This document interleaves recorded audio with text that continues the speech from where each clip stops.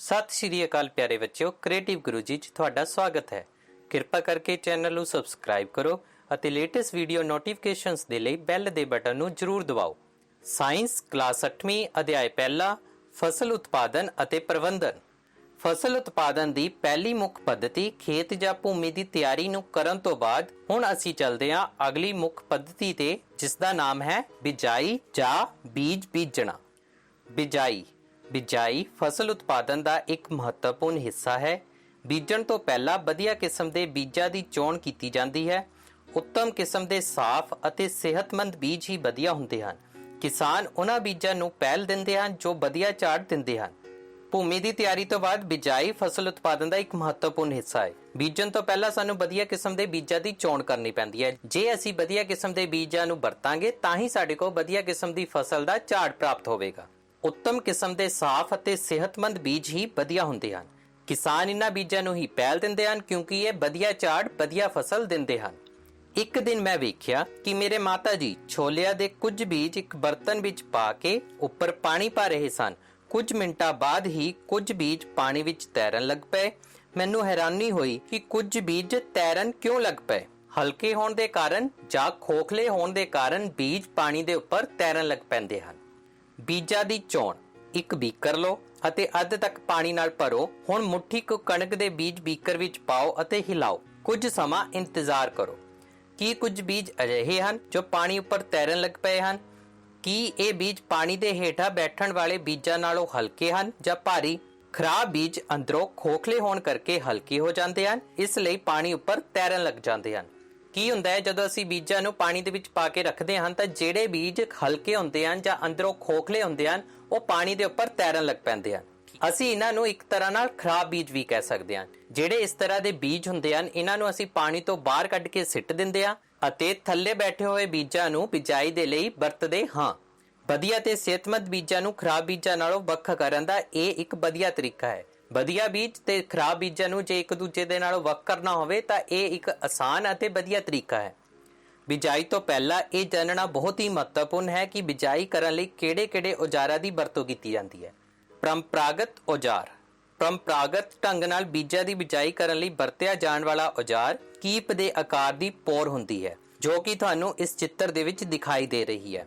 ਪਰੰਪਰਾਗਤ ਢੰਗ ਦੇ ਨਾਲ ਬੀਜ ਬੀਜਣ ਦੇ ਲਈ ਕਿਹੜਾ ਔਜ਼ਾਰ ਵਰਤਿਆ ਜਾਂਦਾ ਹੈ? ਕੀਪ ਦੇ ਆਕਾਰ ਦੀ ਪੋਰ। ਬੀਜਾਂ ਨੂੰ ਪੋਰ ਅੰਦਰ ਪਾਉਣ ਤੇ ਇਹ 2 ਜਾਂ 3 ਨੁਕੀਲੇ ਸਿਰਿਆਂ ਵਾਲੇ ਪਾਈਪ ਵਿੱਚੋਂ ਲੰਘਦੇ ਹਨ। ਇਹ ਸਿਰੇ ਮਿੱਟੀ ਨੂੰ ਪੁੱਟ ਕੇ ਉਸ ਵਿੱਚ ਬੀਜ ਨੂੰ ਸਥਾਪਿਤ ਕਰ ਦਿੰਦੇ ਹਨ। ਇਸ ਦੇ ਵਿੱਚ ਕੀ ਹੁੰਦਾ ਹੈ ਕਿ ਅਸੀਂ ਬੀਜਾਂ ਨੂੰ ਪੋਰ ਦੇ ਵਿੱਚ ਪਾਉਂਦੇ ਹਾਂ। ਪੋਰ ਅੰਦਰ ਪਾਉਣ ਤੇ 2 ਜਾਂ 3 ਨੁਕੀਲੇ ਸਿਰਿਆਂ ਦੇ ਪਾਈਪ ਵਿੱਚੋਂ ਲੰਘ ਕੇ ਮਿੱਟੀ ਨੂੰ ਪੁੱਟ ਕੇ ਬੀਜ ਨੂੰ ਵਿੱਚ ਸਥਾਪਿਤ ਕਰ ਦਿੰਦੇ ਹਨ। ਅਗਲਾ ਔਜ਼ਾਰ ਬੀਜ ਡਰਿਲ। ਅੱਜ ਕੱਲ੍ਹ ਬਿਜਾਈ ਲਈ ਟਰੈਕਟਰ ਦੀ ਮਦਦ ਨਾਲ ਚੱਲਣ ਵਾਲੀ ਬੀਜ ਡਰਿਲ ਦੀ ਵਰਤੋਂ ਕੀਤੀ ਜਾਂਦੀ ਹੈ, ਜੋ ਕਿ ਤੁਹਾਨੂੰ ਇਸ ਚਿੱਤਰ ਦੇ ਵਿੱਚ ਦਿਖਾਈ ਦੇ ਰਹੀ ਹੈ। ਪਰੰਪਰਾਗਤ ਔਜ਼ਾਰਾਂ ਨਾਲ ਖੇਤੀ ਕਰਨੀ ਤਾਂ ਲਗਭਗ ਸਮਾਪਤ ਹੀ ਹੋ ਚੁੱਕੀ ਹੈ। ਅੱਜ ਅਸੀਂ ਆਧੁਨਿਕ ਔਜ਼ਾਰਾਂ ਦੀ ਵਰਤੋਂ ਦੇ ਨਾਲ ਟਰੈਕਟਰ ਨਾਲ ਚੱਲਣ ਵਾਲੀ ਬੀਜ ਡਰਿਲ ਦੀ ਵਰਤੋਂ ਕਰਦੇ ਹਾਂ। ਇਹ ਬੀਜ ਨੂੰ ਮਿੱਟੀ ਵਿੱਚ ਸਹੀ ਡੂੰਘਾਈ ਅਤੇ ਸਹੀ ਦੂਰੀ ਤੇ ਇੱਕਸਾਰ ਬੀਜਦਾ ਹੈ। ਬੀਜ ਡਰਿਲ ਨਾਲ ਬਿਜਾਈ ਕਰਨ ਦਾ ਇਹ ਵੀ ਫਾਇਦਾ ਹੈ ਕਿ ਇਹ ਮਿੱਟੀ ਦੇ ਵਿੱਚ ਇੱਕ ਤਾਂ ਸਹੀ ਡੂੰਘਾਈ ਤੇ ਅਤੇ ਬੀਜਾਂ ਦੀ ਇੱਕ ਦੂਜੇ ਤੋਂ ਸਹੀ ਦੂਰੀ ਤੇ ਬੀਜ ਨੂੰ ਬੀਜਦੇ ਹਨ। ਇਸ ਨਾਲ ਬੀਜ ਨਾਲ ਦੀ ਨਾਲ ਮਿੱਟੀ ਨਾਲ ਢਕੇ ਵੀ ਜਾਂਦੇ ਹਨ। ਇਸ ਤਰ੍ਹਾਂ ਪੰਛੀਆਂ ਦੁਆਰਾ ਨੁਕਸਾਨ ਹੋਣ ਤੋਂ ਬਚ ਜਾਂਦਾ ਹੈ। ਇਸ ਤਰ੍ਹਾਂ ਬੀਜ ਡਰਿਲ ਦੁਆਰਾ ਸਮੇਂ ਅਤੇ ਖਰਚ ਦੋਨਾਂ ਦੀ ਬਚਤ ਹੋ ਜਾਂਦੀ ਹੈ। ਬੀਜ ਡਰਿਲ ਨਾਲ ਬੀਜ ਬੀਜਣ ਦਾ ਇੱਕ ਫਾਇਦਾ ਹੋਰ ਵੀ ਹੈ ਕਿ ਨਾਲ ਦੀ ਨਾਲ ਇਹ ਮਿੱਟੀ ਦੇ ਨਾਲ ਢਕੇ ਵੀ ਜਾਂਦੇ ਹਨ ਅਤੇ ਪੰਛੀਆਂ ਦੁਆਰਾ ਬੀਜਾਂ ਦਾ ਨੁਕਸਾਨ ਹੋਣ ਤੋਂ ਬਚ ਵੀ ਜਾਂਦਾ ਹੈ। ਬੀਜ ਡਰਿਲ ਨਾਲ ਬਿਜਾਈ ਕਰਨ ਨਾਲ ਸਮੇਂ ਦੀ ਬਹੁਤ ਜ਼ਿਆਦਾ ਬਚਤ ਹੋ ਜਾਂਦੀ ਹੈ ਕਿਉਂਕਿ ਘੱਟ ਹੀ ਸਮੇਂ ਦੇ ਵਿੱਚ ਤੁਸੀਂ ਕਈ ਖੇਤ ਬੀਜ ਸਕਦੇ ਹੋ ਅਤੇ ਇਸ ਦਾ ਖਰਚ ਵੀ ਬਹੁਤ ਜ਼ਿਆਦਾ ਘੱਟ ਆਉਂਦਾ ਹੈ। ਮੇਰੇ ਸਕੂਲ ਦੇ ਨੇੜੇ ਇੱਕ ਨਰਸਰੀ ਹੈ। ਮੈਂ ਵੇਖਿਆ ਉੱਥੇ ਛੋਟੇ-ਛੋਟੇ ਪੌਦੇ ਥੈਲੀਆਂ ਵਿੱਚ ਪਾ ਕੇ ਰੱਖੇ ਹੋਏ ਸਨ। ਕੁਝ ਫਸਲਾਂ ਦੇ ਬੀਜ ਜਿਵੇਂ ਚਾਵਲ ਪਹਿਲਾਂ ਨਰਸਰੀ ਵਿੱਚ ਉਗਾਏ ਜਾਂਦੇ ਹਨ। ਜਦੋਂ ਉਹਨਾਂ ਦੀ ਪਨੀਰੀ ਤਿਆਰ ਹੋ ਜਾਂਦੀ ਹੈ ਤਾਂ ਉਹਨਾਂ ਨੂੰ ਉੱਥੋਂ ਪੁੱਟ ਕੇ ਹੱਥਾਂ ਨਾਲ ਖੇਤ ਵਿੱਚ ਬੀਜ ਦਿੱਤਾ ਜਾਂਦਾ ਹੈ। ਕੁਝ ਜੰਗਲੀ ਤੇ ਫੁੱਲਦਾਰ ਪੌਦੇ ਇਸੇ ਤਰ੍ਹਾਂ ਨਰਸਰੀ ਵਿੱਚ ਉਗਾਏ ਜਾਂਦੇ ਹਨ। ਅਸੀਂ ਅਕਸਰ ਆਪਣੇ ਸਕੂਲ ਦੇ ਨੇੜੇ ਜਾਂ ਕਿਤੇ ਆਂਦੇ ਜਾਂਦੇ ਨਰਸਰੀ ਨੂੰ ਵੇਖਿਆ ਹੋਵੇਗਾ। ਉੱਥੇ ਛੋਟੇ-ਛੋਟੇ ਪੌਦੇ ਥੈਲੀਆਂ ਦੇ ਵਿੱਚ ਪਾ ਕੇ ਰੱਖੇ ਹੋਏ ਹੁੰਦੇ ਹਨ। ਕਿਉਂ ਰੱਖੇ ਹੋਏ ਹੁੰਦੇ ਹਨ? ਕਿਉਂਕਿ ਕੁਝ ਪੌਦੇ ਲਗਾਉਣ ਤੋਂ ਪਹਿਲਾਂ ਉਸ ਨੂੰ ਨਰਸਰੀ ਦੇ ਵਿੱਚ ਤਿਆਰ ਕੀਤਾ ਜਾਂਦਾ ਹੈ। ਜਦੋਂ ਉਹਨਾਂ ਪੌਦਿਆਂ ਦੀ ਨਰਸਰੀ ਤਿਆਰ ਹੋ ਜਾਂਦੀ ਹੈ ਫਿਰ ਉਹਨਾਂ ਪੌਦਿਆਂ ਨੂੰ ਲਗਾਇਆ ਜਾਂਦਾ ਹੈ।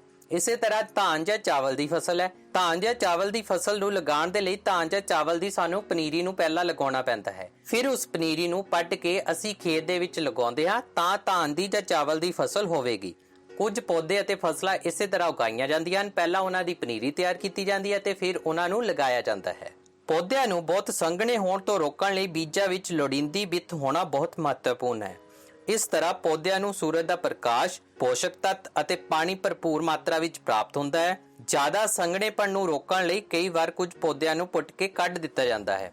ਅਗਰ ਫਸਲਾਂ ਜਾਂ ਪੌਦੇ ਸੰਘਣੇ ਹੁੰਦੇ ਹਨ ਤਾਂ ਉਹਨਾਂ ਨੂੰ ਸੂਰਜ ਦੀ ਰੋਸ਼ਨੀ, ਪੋਸ਼ਕ ਤੱਤ ਅਤੇ ਪਾਣੀ ਭਰਪੂਰ ਮਾਤਰਾ ਦੇ ਵਿੱਚ ਨਹੀਂ ਮਿਲਦਾ। ਸੂਰਜ ਦੀ ਰੋਸ਼ਨੀ, ਪੋਸ਼ਕ ਤੱਤ ਅਤੇ ਪਾਣੀ ਭਰਪੂਰ ਮਾਤਰਾ ਵਿੱਚ ਪੌਦਿਆਂ ਨੂੰ ਅਤੇ ਫਸਲ ਨੂੰ ਮਿਲ ਸਕੇ ਤਾਂ ਉਹਨਾਂ ਦੇ ਵਿਚਲੀ ਇੱਕ ਨਿਸ਼ਚਿਤ ਦੂਰੀ ਰੱਖਣਾ ਬਹੁਤ ਮਹੱਤਵਪੂਰਨ ਹੈ। ਜੇਕਰ ਸਾਨੂੰ ਪੌਦੇ ਜ਼ਿਆਦਾ ਸੰਘਣੇ ਲੱਗੇ ਹੋਏ ਦਿਖਾਈ ਦਿੰਦੇ ਹਨ ਤਾਂ ਕਦੇ-ਕਦੇ ਉਹਨਾਂ ਪੌਦਿਆਂ ਦੇ ਵਿੱਚੋਂ ਕੁਝ ਪੌਦਿਆਂ ਨੂੰ ਕੱਢ ਵੀ ਦਿੱਤਾ ਜਾਂਦਾ ਹੈ। ਇਸ ਤੋਂ ਬਾਅਦ ਅਸੀਂ ਚੱਲਦੇ ਹਾਂ ਅਗਲੀ ਮੁੱਖ ਪੱਧਤੀ ਤੇ ਖਾਦ ਪਾਉਣਾ, ਦੇਸੀ ਜਾਂ ਰਸਾਇਣਿਕ ਖਾਦ। ਪੌਦਿਆਂ ਦੇ ਸਿਹਤਮੰਦ ਵਾਧੇ ਲਈ ਮਿੱਟੀ ਵਿੱਚ ਜੋ ਪਦਾਰਥ ਪੋਸ਼ਕ ਤੱਤਾਂ ਦੇ ਰੂਪ ਵਿੱਚ ਮਿਲਾਏ ਜਾਂਦੇ ਹਨ ਉਹਨਾਂ ਨੂੰ ਖਾਦ ਕਿਹਾ ਜਾਂਦਾ ਹੈ। ਖਾਦ ਕਿਸ ਨੂੰ ਕਿਹਾ ਜਾਂਦਾ ਹੈ? ਪੌਦਿਆਂ ਦੇ ਸਿਹਤਮੰਦ ਵਾਧੇ ਲਈ ਜੋ ਪਦਾਰਥ, ਜੋ ਪੋਸ਼ਕ ਤੱਤ ਅਸੀਂ ਮਿੱਟੀ ਵਿੱਚ ਮਿਲਾਉਂਦੇ ਹਾਂ ਉਹਨਾਂ ਨੂੰ ਖਾਦ ਕਿਹਾ ਜਾਂਦਾ ਹੈ। ਮੈਂ ਇੱਕ ਖੇਤ ਵਿੱਚ ਫਸਲ ਵੇਖੀ ਜਿਸ ਦੇ ਪੌਦੇ ਬਹੁਤ ਹੀ ਸਿਹਤਮੰਦ ਸਨ, ਪਰੰਤੂ ਨਾਲ ਲੱਗਦੇ ਖੇਤ ਵਿੱਚ ਬਹੁਤ ਹੀ ਕਮਜ਼ੋਰ ਜਿਹੇ ਪੌਦੇ ਸਨ। ਕੁਝ ਪੌਦੇ ਦੂਜੇ ਪੌਦਿਆਂ ਦੀ ਤੁਲਨਾ ਵਿੱਚ ਵੱਧ ਸਿਹਤਮੰਦ ਕਿਉਂ ਹੁੰਦੇ ਹਨ? ਅਕਸਰ ਅਸੀਂ ਵੀ ਇਹ ਦੇਖਿਆ ਹੋਵੇਗਾ ਕਿ ਇੱਕ ਖੇਤ ਦੀ ਫਸਲ ਜ਼ਿਆਦਾ ਸਿਹਤਮੰਦ ਹੁੰਦੀ ਹੈ ਪਰ ਨਾਲ ਦੇ ਖੇਤ ਦੀ ਫਸਲ ਜਾਂ ਤਾਂ ਕਮਜ਼ੋਰ ਦਿਖਦੀ ਹੈ ਜਾਂ ਉਸ ਦੇ ਨਾਲੋਂ ਘੱਟ ਸਿਹਤਮੰਦ ਦਿਖਾਈ ਦਿੰਦੀ ਹੈ। ਇਸ ਦਾ ਕਾਰਨ ਇਹ ਹੁੰਦਾ ਹੈ ਕਿ ਕਮਜ਼ੋਰ ਫਸਲ ਨੂੰ ਮਿੱਟੀ ਵਿੱਚੋਂ ਉਹ ਪੋਸ਼ਕ ਤੱਤ, ਉਹ ਖਣਿਜ ਪ੍ਰਾਪਤ ਨਹੀਂ ਹੋਏ ਜੋ ਉਸਦੇ ਵਧਣ ਫੁੱਲਣ ਦੇ ਲਈ, ਉਸਦੇ ਸਿਹਤਮੰਦ ਵਾਧੇ ਲਈ ਜ਼ਰੂਰੀ ਸਨ। ਸਾਨੂੰ ਪਤਾ ਹੈ ਕਿ ਮਿੱਟੀ ਫਸਲ ਨੂੰ ਪੋਸ਼ਕ ਤੱਤ ਪ੍ਰਦਾਨ ਕਰਦੀ ਹੈ। ਪੌਦਿਆਂ ਦੇ ਵਾਧੇ ਲਈ ਇਹ ਪੋਸ਼ਕ ਤੱਤ ਬਹੁਤ ਹੀ ਜ਼ਰੂਰੀ ਹਨ। ਕਈ ਖੇਤਰਾਂ ਵਿੱਚ ਕਿਸਾਨ ਇੱਕ ਫਸਲ ਤੋਂ ਬਾਅਦ ਦੂਜੀ ਫਸਲ ਲਗਾਤਾਰ ਬੀਜਦੇ ਰਹਿੰਦੇ ਹਨ। ਖੇਤ ਨੂੰ ਬਿਨਾਂ ਬੀਜੇ ਨਹੀਂ ਰਹਿਣ ਦਿੰਦੇ ਜਾਂ ਕੁਝ ਦੇਰ ਲਈ ਬਰਿਆਹਾ ਨਹੀਂ ਛੱਡਦੇ। ਸਾਨੂੰ ਇਹ ਚੰਗੀ ਤਰ੍ਹਾਂ ਪਤਾ ਹੈ ਕਿ ਮਿੱਟੀ ਫਸਲ ਨੂੰ ਪੋਸ਼ਕ ਤੱਤ ਪ੍ਰਦਾਨ ਕਰਦੀ ਹੈ। ਪੌਦਿਆਂ ਦੇ ਵਾਧੇ ਲਈ ਪੋਸ਼ਕ ਤੱਤ ਜਿਹੜੇ ਮਿੱਟੀ ਦੁਆਰਾ ਪ੍ਰਦਾਨ ਕੀਤੇ ਜਾਂਦੇ ਹਨ ਇਹ ਬਹੁਤ ਹੀ ਜ਼ਿਆਦਾ ਮਹੱਤਵਪੂਰਨ ਹਨ। ਕਈ ਖੇਤਰਾਂ ਵਿੱਚ ਕਿਸਾਨ ਕੀ ਕਰਦੇ ਹਨ, ਇੱਕ ਫਸਲ ਤੋਂ ਬਾਅਦ ਦੂਜੀ ਫਸਲ ਲਗਾਤਾਰ ਬੀਜਦੇ ਰਹਿੰਦੇ ਹਨ। ਜਿਸ ਤਰ੍ਹਾਂ ਸਾਡੇ ਆਲੇ ਦੁਆਲੇ ਕਿਸਾਨ ਕਰਦੇ ਹਨ। ਕਣਕ ਦੀ ਫਸਲ ਵੱਢਣ ਤੋਂ ਬਾਅਦ ਝੋਨੇ ਦੀ ਫਸਲ ਲਗਾ ਦਿੱਤੀ ਜਾਂਦੀ ਹੈ, ਝੋਨੇ ਦੀ ਫਸਲ ਵੱਢਣ ਤੋਂ ਬਾਅਦ ਅਗਲੀ ਫਸਲ ਲਗਾ ਦਿੱਤੀ ਜਾਂਦੀ ਹੈ। ਮਤਲਬ ਲਗਾਤਾਰ ਫਸਲ ਨੂੰ ਬੀਜਦੇ ਰਹਿੰਦੇ ਹਨ। ਕਿਸਾਨ ਖੇਤ ਨੂੰ ਖਾਲੀ ਛੱਡਦੇ ਹੀ ਨਹੀਂ ਹਨ। ਖੇਤ ਵਿੱਚ ਲਗਾਤਾਰ ਫਸਲਾਂ ਬੀਜਣ ਨਾਲ ਮਿੱਟੀ ਵਿੱਚ ਉਹਨਾਂ ਵਿਸ਼ੇਸ਼ ਤੱਤਾਂ ਦੀ ਕਮੀ ਹੋ ਜਾਂਦੀ ਹੈ ਜੋ ਲਗਾਤਾਰ ਬੀਜੀ ਜਾਣ ਵਾਲੀ ਫਸਲ ਨੂੰ ਚਾਹੀਦੇ ਹੁੰਦੇ ਹਨ। ਖੇਤ ਵਿੱਚ ਲਗਾਤਾਰ ਫਸਲਾਂ ਬੀਜਣ ਦੇ ਨਾਲ ਕੀ ਹੁੰਦਾ ਹੈ ਕਿ ਉਸ ਮਿੱਟੀ ਦੇ ਵਿੱਚ ਉਸ ਪੋਸ਼ਕ ਤੱਤ ਦੀ ਜਾਂ ਉਹਨਾਂ ਪੋਸ਼ਕ ਤੱਤਾਂ ਦੀ ਕਮੀ ਹੋ ਜਾਂਦੀ ਹੈ ਜੋ ਕਿ ਫਸਲਾਂ ਨੂੰ ਚਾਹੀਦੇ ਹੁੰਦੇ ਹਨ। ਇਸ ਲਈ ਮਿੱਟੀ ਵਿੱਚ ਪੋਸ਼ਕ ਤੱਤਾਂ ਦੀ ਪੂਰਤੀ ਲਈ ਕਿਸਾਨ ਖੇਤ ਵਿੱਚ ਖਾਦ ਪਾਉਂਦੇ ਹਨ। ਇਸ ਵਿਧੀ ਨੂੰ ਖਾਦ ਪਾਉਣਾ ਕਿਹਾ ਜਾਂਦਾ ਹੈ। ਪੋਸ਼ਕ ਤੱਤਾਂ ਦੀ ਕਮੀ ਨੂੰ ਪੂਰੀ ਕਰਨ ਦੇ ਲਈ ਹੀ ਖਾਦ ਪਾਈ ਜਾਂਦੀ ਹੈ। ਖਾਦ ਕੀ ਹੈ? ਪੋਸ਼ਕ ਤੱਤ ਹੈ ਜੋ ਮਿੱਟੀ ਨੂੰ ਦਿੱਤੇ ਜਾਂਦੇ ਹਨ ਅਤੇ ਬਾਅਦ ਵਿੱਚ ਜੋ ਪੌਦੇ ਮਿੱਟੀ ਤੋਂ ਪ੍ਰਾਪਤ ਕਰ ਲੈਂਦੇ ਹਨ। ਖਾਦ ਦੀ ਕਮੀ ਕਾਰਨ ਪੌਦੇ ਕਮਜ਼ੋਰ ਹੋ ਜਾਂਦੇ ਹਨ। ਜੇਕਰ ਖਾਦ ਇੱਕ ਨਿਸ਼ਚਿਤ ਸਮੇਂ ਅਤੇ ਇੱਕ ਨਿਸ਼ਚਿਤ ਮਾਤਰਾ ਦੇ ਵਿੱਚ ਨਾ ਪਾਈ ਜਾਵੇ ਤਾਂ ਪੌਦੇ ਕਮਜ਼ੋਰ ਹੋ ਜਾਂਦੇ ਹਨ। ਖਾਦਾਂ ਦੋ ਪ੍ਰਕਾਰ ਦੀਆਂ ਹੁੰਦੀਆਂ ਹਨ, ਪਹਿਲੀ ਰੂੜੀ ਖਾਦ, ਦੂਜੀ ਰਸਾਇਣਿਕ ਖਾਦ। ਪਹਿਲੀ ਰੂੜੀ ਖਾਦ, ਇਹ ਖਾਦ ਇੱਕ ਕਾਰਬਨਿਕ ਪਦਾਰਥ ਹੈ ਜੋ ਕਿ ਪੌਦਿਆਂ ਅਤੇ ਜੰਤੂਆਂ ਦੇ ਵਿਅਰਥ ਪਦਾਰਥਾਂ ਦੇ ਅਪਘਟਨ ਤੋਂ ਪ੍ਰਾਪਤ ਹੁੰਦੀ ਹੈ। ਕਿਸਾਨ ਪੌਦਿਆਂ ਅਤੇ ਜੰਤੂਆਂ ਦੇ ਵਿਅਰਥ ਪਦਾਰਥਾਂ ਨੂੰ ਇੱਕ ਖੁੱਲੇ ਥਾਂ ਤੇ ਟੋਏ ਵਿੱਚ ਸੁੱਟ ਦਿੰਦੇ ਹਨ। ਸੂਖਮ ਜੀਵ ਦੁਆਰਾ ਅਪਘਟਨ ਕਿਰਿਆ ਹੁੰਦੀ ਹੈ ਅਤੇ ਸਿੱਟੇ ਵਜੋਂ ਜੋ ਪਦਾਰਥ ਪ੍ਰਾਪਤ ਹੁੰਦਾ ਹੈ ਉਸ ਨੂੰ ਰੂੜੀ ਖਾਦ ਜਾਂ ਦੇਸੀ ਖਾਦ ਵਜੋਂ ਵਰਤ ਲਿਆ ਜਾਂਦਾ ਹੈ। ਬਰਮੀ ਕੰਪੋਸਟਿੰਗ, ਗੰਡੋਇਆ ਤੋਂ ਖਾਦ ਬਾਰੇ ਤੁਸੀਂ ਸਾਰੇ 6ਵੀਂ ਜਮਾਤ ਵਿੱਚ ਪੜ੍ਹ ਚੁੱਕੇ ਹੋ। ਰੂੜੀ ਖਾਦ ਕੀ ਹੈ? ਕਾਰਬਨਿਕ ਪਦਾਰਥ ਹੈ। ਅਸੀਂ ਦੇਖਦੇ ਹਾਂ ਕਿ ਜੋ ਜੰਤੂਆਂ ਤੋਂ ਰਹਿੰਦ ਖੂੰਹਦ ਪ੍ਰਾਪਤ ਹੁੰਦੀ ਹੈ, ਗੋਹਾ ਹੈ ਜਾਂ ਹੋਰ ਹੈ, ਇਸ ਨੂੰ ਅਸੀਂ ਇੱਕ ਥਾਂ ਦੇ ਉੱਤੇ ਸੁੱਟਦੇ ਰਹਿੰਦੇ ਹਾਂ ਜਿਨ੍ਹਾਂ ਨੂੰ ਅਸੀਂ ਢੇਰ ਕਹਿੰਦੇ ਹਾਂ। ਇਹਨਾਂ ਢੇਰਾਂ ਤੇ ਅਸੀਂ ਜੰਤੂਆਂ ਅਤੇ ਹੋਰ ਰਹਿੰਦ ਖੂੰਹਦ ਨੂੰ ਲਗਾਤਾਰ ਸੁੱਟਦੇ ਰਹਿੰਦੇ ਹਾਂ ਅਤੇ ਲੰਬੇ ਸਮੇਂ ਤੱਕ ਇਹ ਇੱਕ ਜਗ੍ਹਾ ਦੇ ਉੱਤੇ ਇਸੇ ਤਰ੍ਹਾਂ ਪਏ ਰਹਿੰਦੇ ਹਨ। ਇਸ ਦੇ ਵਿੱਚ ਸੂਖਮ ਜੀਵ ਲਗਾਤਾਰ ਅਪਘਟਨ ਕਿਰਿਆ ਕਰਦੇ ਰਹਿੰਦੇ ਹਨ। ਅਪਘਟਨ ਕਿਰਿਆ ਤੋਂ ਬਾਅਦ ਜੋ ਸਾਡੇ ਕੋਲ ਪਦਾਰਥ ਪੈਦਾ ਹੁੰਦੇ ਹਨ ਉਸ ਨੂੰ ਖਾਦ ਦੇ ਵਜੋਂ, ਰੂੜੀ ਖਾਦ ਦੇ ਵਜੋਂ ਵਰਤ ਲਿਆ ਜਾਂਦਾ ਹੈ। ਦੂਸਰੀ ਤਰ੍ਹਾਂ ਦੀ ਖਾਦ ਰਸਾਇਣਿਕ ਖਾਦਾਂ। ਰਸਾਇਣਿਕ ਖਾਦਾਂ ਕੁਝ ਰਸਾਇਣਿਕ ਪਦਾਰਥ ਹੁੰਦੇ ਹਨ ਜੋ ਕਿਸੇ ਖਾਸ ਪੋਸ਼ਕ ਤੱਤ ਨਾਲ ਭਰਪੂਰ ਹੁੰਦੇ ਹਨ। ਫਿਰ ਇਹ ਦੇਸੀ ਖਾਦ ਨਾਲੋਂ ਕਿਵੇਂ ਭਿੰਨ ਹਨ? ਰਸਾਇਣਿਕ ਖਾਦਾਂ ਫੈਕਟਰੀਆਂ ਵਿੱਚ ਤਿਆਰ ਕੀਤੀਆਂ ਜਾਂਦੀਆਂ ਹਨ। ਰਸਾਇਣਿਕ ਖਾਦਾਂ ਦੀਆਂ ਕੁਝ ਉਦਾਹਰਨਾਂ ਹਨ urea, ammonium sulphate, super phosphate, potash, NPA, nitrogen, phosphorus, potassium. ਦੂਸਰੀ ਤਰ੍ਹਾਂ ਦੀਆਂ ਖਾਦਾਂ ਕਿਹੜੀਆਂ ਹਨ? ਰਸਾਇਣਿਕ ਖਾਦਾਂ ਹਨ। ਇਸ ਦੇ ਵਿੱਚ ਕੀ ਹੁੰਦੇ ਹਨ? ਕੁਝ ਰਸਾਇਣਿਕ ਪਦਾਰਥ ਹੁੰਦੇ ਹਨ। ਇਹ ਰੂੜੀ ਖਾਦ ਤੋਂ ਕਿਸ ਤਰ੍ਹਾਂ ਭਿੰਨ ਹਨ? ਇਹਨਾਂ ਨੂੰ ਅਸੀਂ ਫੈਕਟਰੀਆਂ ਦੇ ਵਿੱਚ ਤਿਆਰ ਕਰਦੇ ਹਾਂ।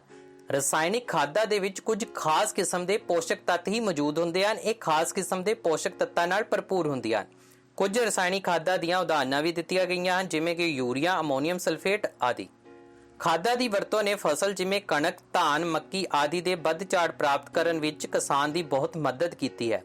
ਰਸਾਇਣਿਕ ਖਾਦਾਂ ਨੇ ਫਸਲ ਜਿਵੇਂ ਕਣਕ, ਧਾਨ, ਮੱਕੀ ਆਦਿ ਦੇ ਬਹੁਤ ਜ਼ਿਆਦਾ ਵੱਧ ਝਾੜ ਪ੍ਰਾਪਤ ਕਰਨ ਵਿੱਚ ਕਿਸਾਨ ਦੀ ਮਦਦ ਕੀਤੀ ਹੈ।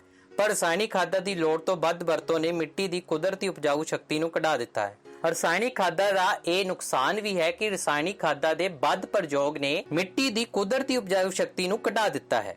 ਰਸਾਇਣਿਕ ਖਾਦਾਂ ਪਾਣੀ ਦੇ ਪ੍ਰਦੂਸ਼ਣ ਲਈ ਵੀ ਜ਼ਿੰਮੇਵਾਰ ਹਨ। ਇਸ ਲਈ ਮਿੱਟੀ ਦੀ ਉਪਜਾਊ ਸ਼ਕਤੀ ਬਣਾਈ ਰੱਖਣ ਲਈ ਸਾਨੂੰ ਰਸਾਇਣਿਕ ਖਾਦਾਂ ਦੇ ਨਾਲ-ਨਾਲ ਕੁਦਰਤੀ ਖਾਦ ਦੀ ਵਰਤੋਂ ਵਧਾਉਣੀ ਚਾਹੀਦੀ ਹੈ ਅਤੇ ਜਾਂ ਫਿਰ ਖੇਤ ਨੂੰ ਘੱਟੋ-ਘੱਟ ਇੱਕ ਮੌਸਮ ਲਈ ਬਿਨਾਂ ਬੀਜਿਆ ਛੱਡ ਦੇਣਾ ਚਾਹੀਦਾ ਹੈ। ਜੇਕਰ ਅਸੀਂ ਚਾਹੁੰਦੇ ਹਾਂ ਕਿ ਮਿੱਟੀ ਦੀ ਕੁਦਰਤੀ ਉਪਜਾਊ ਸ਼ਕਤੀ ਇਸੇ ਤਰ੍ਹਾਂ ਬਣੀ ਰਹੇ ਤਾਂ ਰਸਾਇਣਿਕ ਖਾਦਾਂ ਦੇ ਨਾਲ-ਨਾਲ ਰੂੜੀ ਖਾਦ ਦੀ, ਕੁਦਰਤੀ ਖਾਦ ਦੀ ਵੀ ਵਰਤੋਂ ਕਰਨੀ ਚਾਹੀਦੀ ਹੈ, ਜਾਂ ਫਿਰ ਸਾਨੂੰ ਕੁਝ ਸਮੇਂ ਦੇ ਲਈ ਜਾਂ ਇੱਕ ਮੌਸਮ ਦੇ ਲਈ ਖੇਤ ਨੂੰ ਬਿਨਾਂ ਬੀਜਿਆ ਛੱਡ ਦੇਣਾ ਚਾਹੀਦਾ ਹੈ।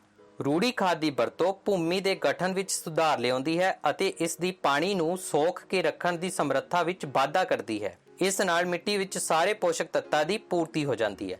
ਰੂੜੀ ਖਾਦ ਦੇ ਕੀ ਲਾਭ ਹਨ? ਸਭ ਤੋਂ ਪਹਿਲਾਂ ਰੂੜੀ ਖਾਦ ਦੀ ਵਰਤੋਂ ਭੂਮੀ ਦੇ ਗਠਨ ਵਿੱਚ ਸੁਧਾਰ ਲਿਆਉਂਦੀ ਹੈ। ਰੂੜੀ ਖਾਦ ਪਾਣੀ ਨੂੰ ਵਧੇਰੇ ਸੋਖ ਕੇ ਰੱਖ ਸਕਦੀ ਹੈ।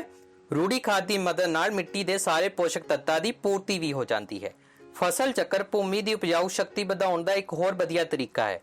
ਅਜਿਹਾ ਖੇਤ ਵਿੱਚ ਫਸਲਾਂ ਬਦਲ ਕੇ ਬੀਜਣ ਨਾਲ ਕੀਤਾ ਜਾ ਸਕਦਾ ਹੈ। ਪਹਿਲਾਂ ਉੱਤਰੀ ਭਾਰਤ ਦੇ ਕਿਸਾਨ ਇੱਕ ਮੌਸਮ ਵਿੱਚ ਫਲੀਦਾਰ ਪੌਦੇ ਉਗਾਉਂਦੇ ਸਨ ਅਤੇ ਦੂਜੇ ਮੌਸਮ ਵਿੱਚ ਕਣਕ। ਇਸ ਤਰ੍ਹਾਂ ਭੂਮੀ ਵਿੱਚ ਨਾਈਟ੍ਰੋਜਨ ਦੀ ਕਮੀ ਪੂਰੀ ਹੋ ਜਾਂਦੀ ਸੀ। ਅੱਜ ਕੱਲ੍ਹ ਦੇ ਕਿਸਾਨਾਂ ਨੂੰ ਵੀ ਅਜਿਹੀ ਵਿਧੀ ਅਪਣਾਉਣ ਲਈ ਉਤਸ਼ਾਹਿਤ ਕੀਤਾ ਜਾ ਰਿਹਾ ਹੈ। ਫਸਲ ਚੱਕਰ ਭੂਮੀ ਦੀ ਉਪਜਾਊ ਸ਼ਕਤੀ ਵਧਾਉਣ ਦੇ ਲਈ ਬਹੁਤ ਜ਼ਿਆਦਾ ਮਦਦ ਕਰਦਾ ਹੈ। ਜਿਸ ਤਰ੍ਹਾਂ ਉੱਤਰੀ ਭਾਰਤ ਦੇ ਕਿਸਾਨ ਪਹਿਲਾਂ ਕੀ ਕਰਦੇ ਸਨ ਕਿ ਇੱਕ ਮੌਸਮ ਦੇ ਵਿੱਚ ਫਲਦਾਰ ਪੌਦੇ ਉਗਾਉਂਦੇ ਸਨ। ਫਲਦਾਰ ਪੌਦੇ ਕੀ ਕਰਦੇ ਹਨ ਕਿ ਫਲਦਾਰ ਪੌਦਿਆਂ ਦੀਆਂ ਜੜ੍ਹਾਂ ਮਿੱਟੀ ਵਿੱਚ ਨਾਈਟ੍ਰੋਜਨ ਦੀ ਕਮੀ ਨੂੰ ਪੂਰਾ ਕਰ ਦਿੰਦੀਆਂ ਹਨ ਅਤੇ ਦੂਜੇ ਮੌਸਮ ਵਿੱਚ ਕਣਕ ਉਗਾਉਂਦੇ ਸਨ। ਕਣਕ ਉਸ ਨਾਈਟ੍ਰੋਜਨ ਨੂੰ ਪ੍ਰਾਪਤ ਕਰ ਲੈਂਦੀ ਸੀ ਅਤੇ ਇਸ ਤਰ੍ਹਾਂ ਮਿੱਟੀ ਦੀ ਉਪਜਾਊ ਸ਼ਕਤੀ ਬਣੀ ਰਹਿੰਦੀ ਸੀ। ਅੱਜ ਕੱਲ੍ਹ ਦੇ ਕਿਸਾਨਾਂ ਨੂੰ ਵੀ ਅਜਿਹੀ ਵਿਧੀ ਅਪਣਾਉਣ ਲਈ ਉਤਸ਼ਾਹਿਤ ਕੀਤਾ ਜਾ ਰਿਹਾ ਹੈ। ਮੁੱਢਲੀਆਂ ਕਲਾਸਾਂ ਵਿੱਚ ਤੁਸੀਂ ਰਾਈਜ਼ੋਮੀਅਮ ਜੀਵਾਣੂ ਬਾਰੇ ਪੜ੍ਹ ਚੁੱਕੇ ਹੋ। ਇਹ ਫਲਦਾਰ ਪੌਦਿਆਂ ਦੀਆਂ ਜੜ੍ਹਾਂ ਤੇ ਮੌਜੂਦ ਗੰਢਾਂ ਵਿੱਚ ਹੁੰਦੇ ਹਨ। ਇਹ ਵਾਯੂਮੰਡਲ ਵਿਚਲੇ ਨਾਈਟ੍ਰੋਜਨ ਨੂੰ ਸਥਿਰ ਕਰਕੇ ਮਿੱਟੀ ਵਿੱਚ ਪੋਸ਼ਕ ਤੱਤਾਂ ਦੀ ਕਮੀ ਦੀ ਪੂਰਤੀ ਕਰ ਦਿੰਦੇ ਹਨ। ਫਲਦਾਰ ਪੌਦਿਆਂ ਦੀਆਂ ਜੜ੍ਹਾਂ ਵਿੱਚ ਰਾਈਜ਼ੋਮੀਅਮ ਨਾਮ ਦਾ ਜੀਵਾਣੂ ਹੁੰਦਾ ਹੈ। ਰਾਈਜ਼ੋਮੀਅਮ ਜੀਵਾਣੂ ਕੀ ਕਰਦਾ ਹੈ ਕਿ ਵਾਯੂਮੰਡਲ ਵਿਚਲੀ ਨਾਈਟ੍ਰੋਜਨ ਨੂੰ ਸਥਿਰ ਕਰਕੇ ਮਿੱਟੀ ਦੇ ਪੋਸ਼ਕ ਤੱਤਾਂ ਦੀ ਕਮੀ ਨੂੰ ਪੂਰੀ ਕਰ ਦਿੰਦਾ ਹੈ। ਹੁਣ ਅਸੀਂ ਰਸਾਇਣਿਕ ਅਤੇ ਰੂੜੀ ਖਾਦਾਂ ਵਿਚਕਾਰ ਅੰਤਰ ਨੂੰ ਸਮਝਾਂਗੇ। ਇਹ ਤੁਹਾਡੇ ਪੇਪਰ ਦੇ ਪੁਆਇੰਟ ਆਫ ਵਿਊ ਦੇ ਨਾਲ ਵੀ ਬਹੁਤ ਜ਼ਿਆਦਾ ਇੰਪੋਰਟੈਂਟ ਹੈ। ਰਸਾਇਣਿਕ ਖਾਦ, ਰੂੜੀ। ਰਸਾਇਣਿਕ ਖਾਦਾਂ ਅਕਾਰਬਨਿਕ ਪਦਾਰਥ ਹਨ। ਰਸਾਇਣਿਕ ਖਾਦਾਂ ਕੀ ਹਨ? ਅਕਾਰਬਨਿਕ ਪਦਾਰਥ ਹਨ। ਰੂੜੀ ਖਾਦ ਕੁਦਰਤੀ ਪਦਾਰਥ ਹੈ ਜੋ ਕਿ ਪੌਦਿਆਂ ਤੇ ਜੰਤੂਆਂ ਦੇ ਵਿਅਰਥ ਪਦਾਰਥਾਂ ਦੇ ਅਪਘਟਨ ਤੋਂ ਤਿਆਰ ਕੀਤੀ ਜਾਂਦੀ ਹੈ। ਰੂੜੀ ਖਾਦ ਕੀ ਹੈ? ਕੁਦਰਤੀ ਪਦਾਰਥ ਹੈ ਜੋ ਕਿ ਜੰਤੂਆਂ ਅਤੇ ਪੌਦਿਆਂ ਦੇ ਵਿਅਰਥ ਪਦਾਰਥਾਂ ਦੇ ਅਪਘਟਨ ਤੋਂ ਤਿਆਰ ਕੀਤੀ ਜਾਂਦੀ ਹੈ। ਦੂਜਾ ਪੁਆਇੰਟ, ਰਸਾਇਣਿਕ ਖਾਦਾਂ ਦਾ ਉਤਪਾਦਨ ਫੈਕਟਰੀਆਂ ਵਿੱਚ ਕੀਤਾ ਜਾਂਦਾ ਹੈ। ਰਸਾਇਣਿਕ ਖਾਦਾਂ ਕਿੱਥੇ ਤਿਆਰ ਹੁੰਦੀਆਂ ਹਨ? ਫੈਕਟਰੀਆਂ ਦੇ ਵਿੱਚ ਤਿਆਰ ਹੁੰਦੀਆਂ ਹੈ। ਰੂੜੀ ਖਾਦ ਖੇਤਾਂ ਵਿੱਚ ਜਾਂ ਘਰਾਂ ਦੇ ਬਾਹਰ ਖੁੱਲੀ ਥਾਂ ਵਿੱਚ ਤਿਆਰ ਕੀਤੀ ਜਾਂਦੀ ਹੈ। ਰੂੜੀ ਖਾਦ ਕਿੱਥੇ ਤਿਆਰ ਹੁੰਦੀ ਹੈ? ਖੇਤਾਂ ਦੇ ਵਿੱਚ ਜਾਂ ਬਾਹਰ ਖੁੱਲੀ ਜਗ੍ਹਾ ਦੇ ਉੱਤੇ ਤਿਆਰ ਕੀਤੀ ਜਾਂਦੀ ਹੈ। ਤੀਸਰਾ ਪੁਆਇੰਟ, ਰਸਾਇਣਿਕ ਖਾਦਾਂ ਭੂਮੀ ਨੂੰ ਮੱਲੜ ਪ੍ਰਦਾਨ ਨਹੀਂ ਕਰਦੀਆਂ। ਜਿਹੜੀਆਂ ਰਸਾਇਣਿਕ ਖਾਦਾਂ ਹੁੰਦੀਆਂ ਹਨ ਉਹ ਭੂਮੀ ਨੂੰ ਮੱਲੜ ਪ੍ਰਦਾਨ ਨਹੀਂ ਕਰਦੀਆਂ। ਰੂੜੀ ਖਾਦ ਭੂਮੀ ਨੂੰ ਭਰਪੂਰ ਮਾਤਰਾ ਵਿੱਚ ਮੱਲੜ ਪ੍ਰਦਾਨ ਕਰਦੀ ਹੈ। ਰੂੜੀ ਖਾਦ ਕੀ ਕਰਦੀ ਹੈ? ਭੂਮੀ ਨੂੰ ਬਹੁਤ ਜ਼ਿਆਦਾ ਮਾਤਰਾ ਵਿੱਚ, ਭਰਪੂਰ ਮਾਤਰਾ ਵਿੱਚ ਮੱਲੜ ਪ੍ਰਦਾਨ ਕਰਦੀ ਹੈ। ਚੌਥਾ ਪੁਆਇੰਟ, ਰਸਾਇਣਿਕ ਖਾਦਾਂ ਵਿੱਚ ਨਾਈਟ੍ਰੋਜਨ, ਫਾਸਫੋਰਸ ਤੇ ਪੋਟਾਸ਼ੀਅਮ ਆਦਿ ਪੋਸ਼ਕ ਤੱਤ ਭਰਪੂਰ ਮਾਤਰਾ ਵਿੱਚ ਹੁੰਦੇ ਹਨ। ਰਸਾਇਣਿਕ ਖਾਦਾਂ ਵਿੱਚ ਕੁਝ ਪੋਸ਼ਕ ਤੱਤ ਹੀ ਭਰਪੂਰ ਮਾਤਰਾ ਵਿੱਚ ਹੁੰਦੇ ਹਨ, ਜਿਵੇਂ ਕਿ ਨਾਈਟ੍ਰੋਜਨ, ਫਾਸਫੋਰਸ ਅਤੇ ਪੋਟਾਸ਼ੀਅਮ। ਰੂੜੀ ਖਾਦਾਂ ਵਿੱਚ ਰਸਾਇਣਿਕ ਖਾਦਾਂ ਦੀ ਤੁਲਨਾ ਵਿੱਚ ਇਹ ਪੋਸ਼ਕ ਤੱਤ ਘੱਟ ਮਾਤਰਾ ਵਿੱਚ ਹੁੰਦੇ ਹਨ। ਰੂੜੀ ਖਾਦ ਵਿੱਚ ਇਹ ਤੱਤ ਰਸਾਇਣਿਕ ਖਾਦਾਂ ਦੇ ਨਾਲੋਂ ਕੁਝ ਮਾਤਰਾ ਵਿੱਚ ਘੱਟ ਹੁੰਦੇ ਹਨ। ਹੁਣ ਅਸੀਂ ਅੱਗੇ ਕਰਦੇ ਹਾਂ ਰੂੜੀ ਖਾਦ ਦੇ ਲਾਭ। ਰੂੜੀ ਖਾਦ ਰਸਾਇਣਿਕ ਖਾਦ ਨਾਲੋਂ ਵਧੀਆ ਮੰਨੀ ਜਾਂਦੀ ਹੈ ਕਿਉਂਕਿ ਦੇਸੀ ਖਾਦ ਭੂਮੀ ਦੇ ਪਾਣੀ ਨੂੰ ਸੋਖ ਕੇ ਰੱਖਣ ਦੀ ਸਮਰੱਥਾ ਵਿੱਚ ਸੁਧਾਰ ਕਰਦੀ ਹੈ। ਦੇਸੀ ਖਾਦ ਕੀ ਕਰਦੀ ਹੈ ਕਿ ਭੂਮੀ ਨੂੰ ਵਧੇਰੇ ਪਾਣੀ ਸੋਖਣ ਦੀ ਸਮਰੱਥਾ ਪ੍ਰਦਾਨ ਕਰਦੀ ਹੈ ਜਾਂ ਵਧੇਰੇ ਪਾਣੀ ਸੋਖਣ ਦੀ ਸਮਰੱਥਾ ਨੂੰ ਵਧਾਉਂਦੀ ਹੈ। ਇਹ ਭੂਮੀ ਨੂੰ ਮਸਾਮਦਾਰ ਬਣਾਉਂਦੀ ਹੈ, ਜਿਸ ਨਾਲ ਗੈਸਾਂ ਦਾ ਵਟਾਂਦਰਾ ਆਸਾਨ ਹੋ ਜਾਂਦਾ ਹੈ। ਭੂਮੀ ਦੇ ਮਸਾਮਦਾਰ ਬਣਨ ਦੇ ਨਾਲ ਗੈਸਾਂ ਦਾ ਵਟਾਂਦਰਾ ਆਸਾਨ ਹੋ ਜਾਂਦਾ ਹੈ। ਇਸ ਨਾਲ ਮਿੱਟੀ ਵਿੱਚ ਮਿੱਤਰ ਕੀੜਿਆਂ ਦੀ ਸੰਖਿਆ ਵਿੱਚ ਵਾਧਾ ਹੁੰਦਾ ਹੈ। ਰੂੜੀ ਖਾਦ ਕੀ ਕਰਦੀ ਹੈ ਕਿ ਮਿੱਟੀ ਦੇ ਵਿੱਚ ਮਿੱਤਰ ਕੀੜਿਆਂ ਨੂੰ ਵਧਾਉਂਦੀ ਹੈ, ਜਿਵੇਂ ਕਿ ਗੰਡੋਏ ਆਦਿ, ਜੋ ਕਿ ਮਿੱਟੀ ਅਤੇ ਫਸਲਾਂ ਦੇ ਲਈ ਬਹੁਤ ਜ਼ਿਆਦਾ ਜ਼ਰੂਰੀ ਹਨ। ਇਹ ਭੂਮੀ ਦੀ ਬਣਤਰ ਵਿੱਚ ਸੁਧਾਰ ਕਰਦੀ ਹੈ। ਰੂੜੀ ਖਾਦ ਭੂਮੀ ਦੀ ਬਣਤਰ ਵਿੱਚ ਵੀ ਸੁਧਾਰ ਕਰਦੀ ਹੈ। ਇਸ ਵੀਡੀਓ ਵਿੱਚ ਅਸੀਂ ਬਿਜਾਈ ਅਤੇ ਖਾਦ ਪਾਉਣਾ, ਦੇਸੀ ਅਤੇ ਰਸਾਇਣਿਕ ਖਾਦਾਂ ਬਾਰੇ ਚੰਗੀ ਤਰ੍ਹਾਂ ਸਮਝਿਆ ਹੈ। ਇਹ ਵੀਡੀਓ ਇੱਥੇ ਹੀ ਖਤਮ ਹੁੰਦੀ ਹੈ। ਆਸ ਕਰਦਾ ਇਸ ਵੀਡੀਓ ਵਿੱਚ ਸਮਝਾਏ ਟੌਪਿਕ ਤੁਹਾਨੂੰ ਚੰਗੀ ਤਰ੍ਹਾਂ ਸਮਝ ਆ ਗਏ ਹੋਣਗੇ। ਪਲੀਜ਼ ਵੀਡੀਓ ਨੂੰ ਵੱਧ ਤੋਂ ਵੱਧ ਲਾਈਕ ਅਤੇ ਸ਼ੇਅਰ ਕਰੋ, ਚੈਨਲ ਨੂੰ ਸਬਸਕ੍ਰਾਈਬ ਕਰੋ, ਸਖਤ ਮਿਹਨਤ ਕਰੋ ਅਤੇ ਆਪਣੇ ਮਾਤਾ ਪਿਤਾ ਦਾ ਨਾਮ ਰੋਸ਼ਨ ਕਰੋ।